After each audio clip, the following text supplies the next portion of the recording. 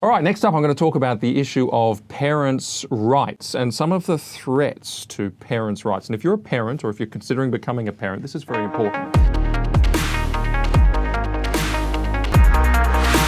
I'm first going to tell you a little story, which is a current case here in Australia. It's the case of Byron and Kira Hordyke. They're a young Western Australian couple whose names I can mention here for the first time. They have two children, aged 6 and 2, and they moved in January 2017 to apply to a foster care agency to become providers of temporary respite care for children aged 0 to 5. With 45,800 children in out-of-home care in Australia, and the greatest need being in that 0 to 1 year old age bracket, and also for the fact that many of these children come from dangerous and difficult home situations. You know, the requirement for carers like Byron and Kira with strong family homes and good community support is very, very great indeed. It's never been greater. And on all relevant competencies, Byron and Kira assessed very, very well. Very well. However, they're Christians, and they spoke quite openly with the foster agency about their faith. And over the course of those conversations, the agency decided to set them a worksheet on LGBT issues, which quizzed them substantially about their beliefs on these matters and required them to fill that questionnaire out on the subject. And the Hordykes, well, they said a few things. First, they made the point that they didn't think that this was going to be an issue, given that they wanted to provide out-of-home respite care for children in the 0 to 5 age bracket. So that's hardly going to be an LGBT concern there. However, in answering the questions, they declared that they wouldn't love a child any less because of an LGBT identity, that they would never require a child, let's say the child was with them for a long time, even though they weren't applying for that, they would never require a child to leave or do anything like that because of their LGBT identity. But they considered that the long-term placement of an LGBT identifying child, as if, you know, again, would it happen? Don't know, but it might not be a good fit. Now, bear in mind that the fostering system does that. It finds good fits for certain children and it matches up the family. So this is not unusual in any way, shape or form. But because the Hordykes made it clear that they believe that homosexual conduct and so on is sinful in accordance with the Christian beliefs of nearly every Christian, they nonetheless failed the criteria of being able to create a safe home environment for foster children on account of their religious views. That's very serious. The Hordykes have taken legal action against that agency, but the agency applied to have the case thrown out on the grounds that it was baseless. But the State Administrative Tribunal found in favour of the Hordykes, deciding that the case was not baseless, but that it should continue to court. Now that's a good outcome. That's a small win early on in the process. This case is going to go to court, and this case matters. And it matters for a couple of reasons. It matters firstly because Christians have historically carried a great deal of the charity around such things as foster care. This case would mean that Christians are effectively unsuitable candidates to continue to do that into the future. It would set that kind of precedent.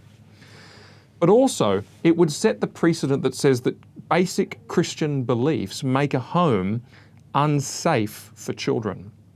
And there's very little difference in my mind between saying that someone's home is unsafe for foster children and saying someone's home is unsafe for children, full stop, their own children, for example. And you say, oh, well, that would never happen. And I say, well, actually, this is kind of the tip of the iceberg in terms of worrying movements in the world of policy and law, which are closing in slowly on parents' rights, particularly the rights of Christians with traditional Christian beliefs.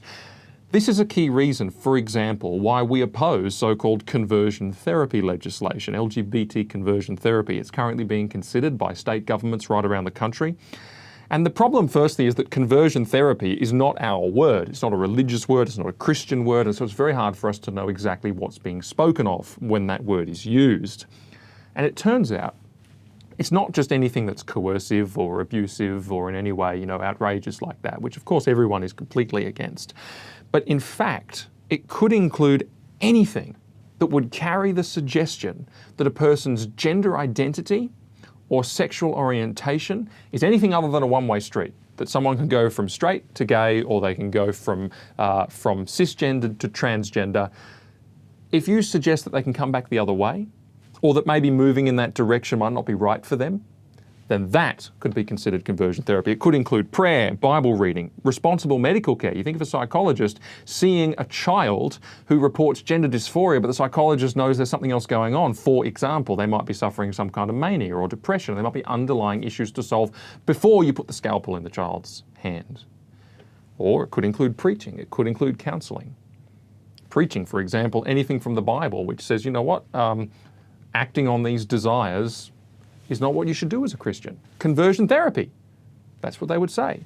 But importantly, it could include also parenting. And I say that because I've read a number of the policy documents, and one of the worst that I've seen is the Australian Labor Party's national platform from 2 years ago, which was subtly modified after an ACL campaign exposed what was written there in that platform.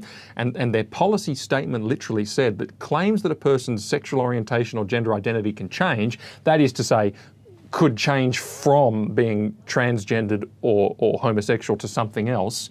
And by the way, it's not just Christians that think that. I mean, the LGBTQ community, queer questioning, believes the same thing, that there's a fluidity about these things. But nonetheless, if anyone claims that from a Christian point of view, then that should not be permitted, said the Labor policy.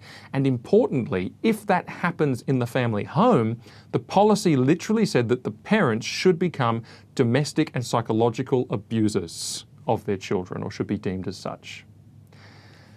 That's extremely serious. And these sorts of policies, with wide-reaching effects, with ill-defined senses of what might amount to conversion therapy, but including definitely some of the things that I've mentioned at least, these kinds of things are being proposed with zero evidence that any children are being harmed in family homes on this basis, and actually no evidence that coercive or harmful or otherwise abusive practices are taking place in Australia today.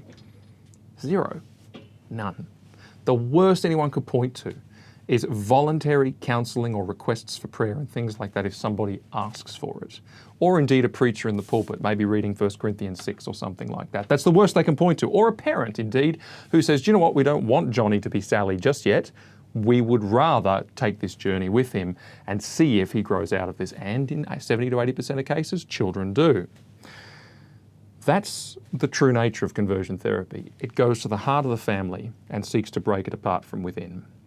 That is why cases like the Hordykes case are so important, because there's another front on which parents' rights are being undermined. This is a new frontier. It's something I raise for your information.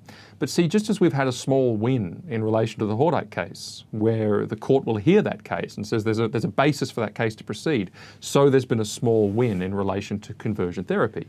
In Queensland, the government had drafted some legislation which was to go through, but of course there's been a parliamentary committee into the legislation up there conducting an inquiry, and 1,100 ACL supporters wrote into that committee and raised your concerns. Your concerns were mentioned in the committee's final report, along with some very high-profile concerns from the AMA in Queensland, who were concerned about the ability to provide medical care under this legal framework, but also from the Queensland Law Society, who raised concerns about enforceability of these laws.